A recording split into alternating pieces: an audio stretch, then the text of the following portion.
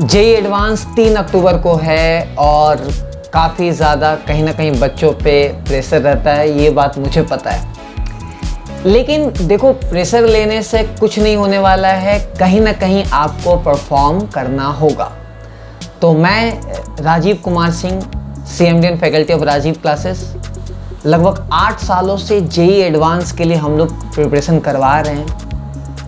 खुद भी IIT JEE में बहुत अच्छा स्कोर था, बट कहीं ना कहीं IIT जेईई जो है वो और भी बेस्ट मांगती है, जो शायद कहीं ना कहीं कमी रह गई होगी।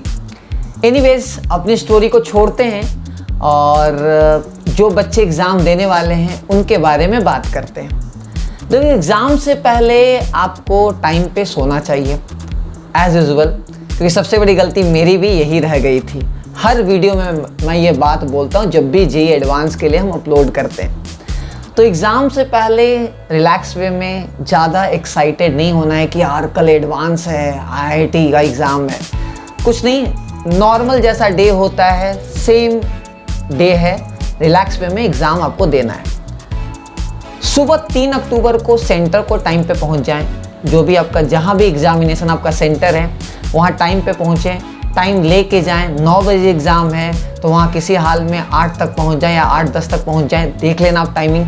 बट बहुत जल्दी, मतलब ऐसा मत करना है कि लाइक बहुत लेट निकल रहे हैं। बहुत टाइम ऐसा भी हमने देखा है कि बच्चों का एग्ज़ाम छूट गया ट्रैफिक जाम की वजह से, तो इस बात का थोड़ा ध्यान रहना चाहिए।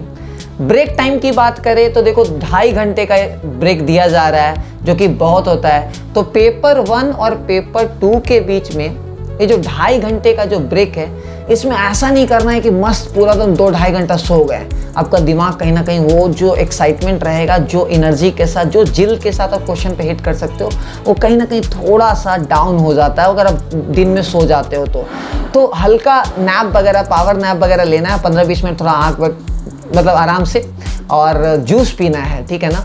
ज़्यादा खाना नहीं है दोपहर में, हल्का नाश्ता, मतलब जो भी कर सकते हो, ब्रेड वगैरह उस टाइप का ही करना, बहुत ज़्यादा भी मत खा लेना। ड्यूरिंग एग्ज़ाम जो होगा, आपको ध्यान रखना है कि एंग्जाइटी आपको अननेसेसरी क्रिएट नहीं करवाना है। ये बोर्ड का एग्ज़ाम नहीं है कि यार 100% स्कोर नहीं, 95% स्कोर नहीं आएगा, 96% स्कोर नहीं आएगा। तो यहाँ 100% क्वेश्चन अपने को नहीं बनाने हैं। आराम से अगर आप 50 to 60% पेपर सही से बनाते हो तो आपका रैंक अंदर 3000 टू मतलब 2000 के आसपास तक भी जा सकता है, डिपेंड करता है, ठीक है ना।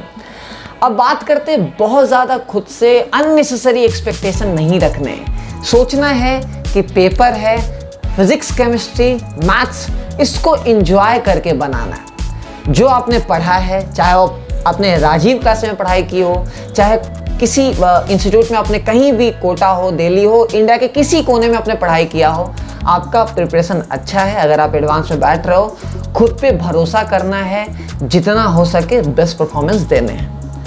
पेपर अगर इजी आता है तो पूरे इंडिया के लिए इजी होगा, और पेपर अगर टफ आता है तो पूरे इंडिया के लिए टफ होने वाला है। तो चिंता करने की जिसमें ज़रूरत नहीं है। पेपर इजी आएगा तो कट ऑफ थोड़ा ऊपर जाएगा, पेपर टफ आएगा तो थोड़ा कट ऑफ नीचे जाएगा। तो पेपर देख के घबराने की जरूरत नहीं है। पेपर सबके लिए उसी टाइप का इंफॉर्मेटिव रहता है। एडवांस के लिए मैं खास बात आपको बताता हूँ कि पेपर कहीं ना कहीं बैलेंस्ड रहता है। चाहे कभी ऐसा हो सकता है कि मैथ्स में बहुत ज़्यादा नंबर ऑफ क्वेश्चन आप बना पाओगे, फिजिक्स में ज़्यादा क्वेश्चन बना पाओगे, या कभी कम हो सकता है। तो वो कहीं ना कहीं पेपर, बोले सर आपने केमिस्ट्री के बारे में बात नहीं किया, तो केमिस्ट्री का पेपर मोर और लेस ऑलमोस्ट सेम ही रहता। कुछ टाइम केमिस्ट्री थोड़ा टफ हो जाता है, बट ऐसा नहीं, अगर आपने ठीक से पढ़ाई किया तो आपसे बन जाएगा, तो चिंता करने की ज़रूरत नहीं है। कोई इनऑर्गेनिक का ऐसा क्वेश्चन मिले जो लगे कि सर कहीं हमने देखा नहीं है, कहीं तो सुना भी नहीं है, तो ऐसे क्वेश्चन को अपने छोड़ देना है। उसके पीछे भागोगे तो दिक्कत हो जाएगा। चलो, अब आगे बात करते हैं कि सर पेपर आएगा तो कैसे रिएक्शन करेंगे, रिएक्ट कैसे करेंगे। देखो, सबसे पहले यार, एडवांस का पेपर देखते ही नहीं बनता है। आप क्वेश्चन पढ़ोगे, एक वाइब्स आएगा, बनने वाला है कि नहीं बनने वाला है। बनने वाला है तो आराम से उस पर भिड़ जाओ, बस बन जाएगा। लेकिन अगर लगे कि नहीं यार, ये एकदम टॉपिक मेरा पढ़ा हुआ नहीं है, ठीक से हम एक बार भी नहीं किए हैं, तो ज़रूरत क्या है, तो ऐसे क्वेश्चन पे पहले आप टाइम मत वेस्ट करना। वो लास्ट में अगर पूरा टाइम बच जाए तो ट्राई करते रहना। और फायदा है अगर मल्टीपल चॉइस है तो उसमें पार्शियल मार्किंग है, तो एक भी ऑप्शन आए तो एटलीस्ट मल्टीपल चॉइस में अगर पार्शियल मार्किंग डेफिनेटली रहना चाहिए, ठीक है, हमेशा से रहते आ रहा है। फिर भी मैं आपको बता दूं तो उस केस में क्या है कि आप जो है कम एक ऑप्शन भी आता है तो मारो +2 करके, अगर सोचो 10 ऐसा क्वेश्चन है जिसका फुल अप ऑप्शन नहीं मारते हो तो तुम्हारा 20 से 25 मार्क्स यहाँ आ जाएगा। और एक पॉइंट है कि हर सब्जेक्ट में मिनिमम कट ऑफ होते हैं, ठीक है ना। तो मतलब अगर सपोज करो कि मान लो कोई बच्चा ऐसा है जिसका कोई एक सब्जेक्ट ऐसा है कि उसमें 1 मार्क्स भी नहीं लाता है, तो आप कितना भी अच्छा मार्क्स लोगे आपका सिलेक्शन नहीं होगा। मिनिमम कट ऑफ आपको क्लियर होना जरूरी है। तो ये कुछ पॉइंट्स हैं। आराम से 2 दिनों में नया क्वेश्चन मत बनाओ जिसका कोई आपके पास सॉल्यूशन वगैरह ना हो। सिर्फ सिंपल एंजॉय करो, फार्मूला वगैरह रिकॉल करो, देखो कि हाँ ज़्यादा मिस्टेक्स नहीं करने हैं। Advance is all about concept knowledge, तो आपके पास जितना नॉलेज है सफिशिएंट है। एक दिन में नया नॉलेज गेन करके अपने आप को परेशान नहीं करना है।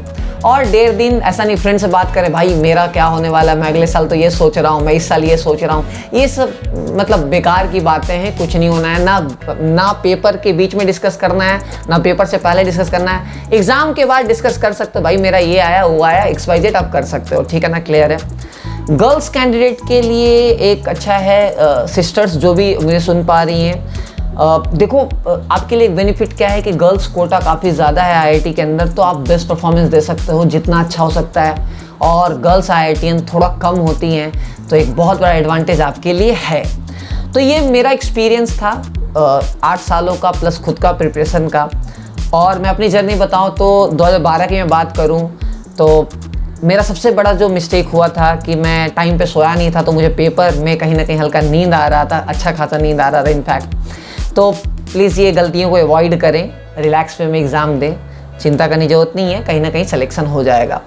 तो best of luck, take care और ख्याल रखें। और एक बात याद रखें कि जो एग्ज़ाम जितना बड़ा होता है उसमें कहीं ना कहीं क्वेश्चंस के पास ऑप्शंस भी होते हैं कि आप उतना क्वेश्चन बना के सेलेक्ट हो सको।